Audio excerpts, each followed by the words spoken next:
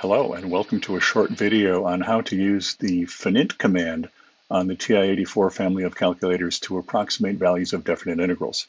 I'm Brad Peterson. I am a high school math teacher of calculus and probability and statistics and whatever else needs to be done in a given year. And I'm pleased that you're here to watch my video. Frequently, it's the case that in evaluating a definite integral, it works perfectly well to do it by hand. So the antiderivative is, if not obvious, fairly easy to figure out. And you plug in the limits of integration and you subtract according to the fundamental theorem and you have your result. But sometimes you're confronted with integrands that you don't know how to antidifferentiate. Or you may know how to antidifferentiate them by hand, but you also know that it's going to be a bit of a slog just from the structure of the function. Or maybe you have really ugly limits of integration, and you just rather not have to do all that plugging in of nasty, multiple decimal places or whatever. So there's definitely a place for a technological assist in evaluating definite integrals. So we're going to do one example, and that example is the integral from 0 to pi over 2 of the sine squared of x dx. Now, if you have a good memory for trigonometric identities, you may have a way of getting at this. If you know some things about antidifferentiation, you know the chain rule, this is actually accessible by hand. But you may not see immediately how to do it, or you may just want to avoid the hassle. And so that's what we're going to do today. So I start by turning on my calculator.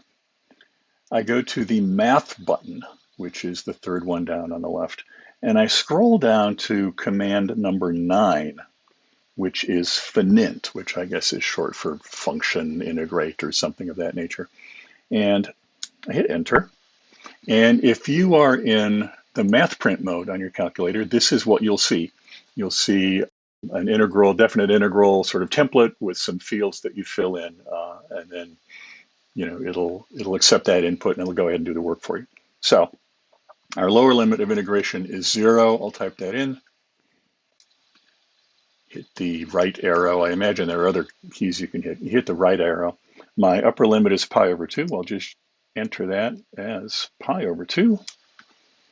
And then we have to be a little bit careful with the order of operations because the sine squared of x, of course, is the sine of x squared. And the template for the math print mode already puts the entire integrand in parentheses. So we're going to have additional parentheses around the sine of x. And then we're going to have to square it. And then finally, we have to click over to the d whatever to indicate that x is our variable of, oops, I went too far. That x is our variable of integration. So there we go. Integral from 0 to pi over 4 of the sine of x all squared dx. So I hit enter, and I get a result. I'm not sure I believe my result, though, because it's about 4 times 10 to the negative 4. And if I just think about what the sine is doing from 0 to pi over 2, and then what the sine is doing if I square it, that makes no sense. I'll give you the opportunity to pause the video so you can try to figure out what's going on. But for those of you who can see it or just want me to explain it, I'll continue. All you need to ask yourself is, was I in the right mode?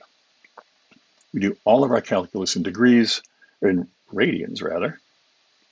We do all of our calculus in radians, calculator is set to degrees, easy fix. I'll toggle it over to radians, I'll go back to the home screen, and I will just do it again. And this time I get a much more believable answer of about 0.785 if I record it to the standard AP 3 decimal places. The exact value of this integral is in fact pi over 4, so this is the correct result. Now, if you prefer the classic mode on the calculator, or if you just have a calculator with an old enough OS that the math print mode is not available, it looks a little bit different, but it functions just the same. So I'm going to switch here. Come on. I'm going to switch here to the classic mode. And I'm just going to repeat the process with the same example. So I hit the math button and I go to choice number 9, fnInt. This time it's a completely different look. I don't have the sort of normal definite integral template. I have this command and then it's expecting a series of inputs. And so here's how the inputs go. First input is the integrand. So that is going to be the sine of x squared. Then a comma, then the variable of integration, which is x, another comma, the lower limit of integration, another comma, and the upper limit of integration. And then you should close the parentheses, although I think it accepts the syntax if you don't. You hit enter, and these things happen sometimes. We got a syntax error someplace, and it looks as though I have actually no. The sine of x is there, and it's squared, and I don't know why the calculator is choking on this. Yes, I do, because it's not treating this parenthesis here right at the beginning of the sine as a grouping symbol. It's treating it as the opening of the command, the fnInt command itself. So I need to insert another open parenthesis, and now I should be good, as indeed I am. So this is a thing that can happen, right? You've got parentheses getting nested, and you have the parentheses that belong to the command as well as the parentheses that belong to the structure of the function. And so if you get a syntax error in a situation like this, particularly if you're using classic mode where there's a little more to keep track of, that's a thing to bear in mind. Count your parentheses and don't forget the parentheses that go with the command itself. I hope that this has been helpful. Happy mathing.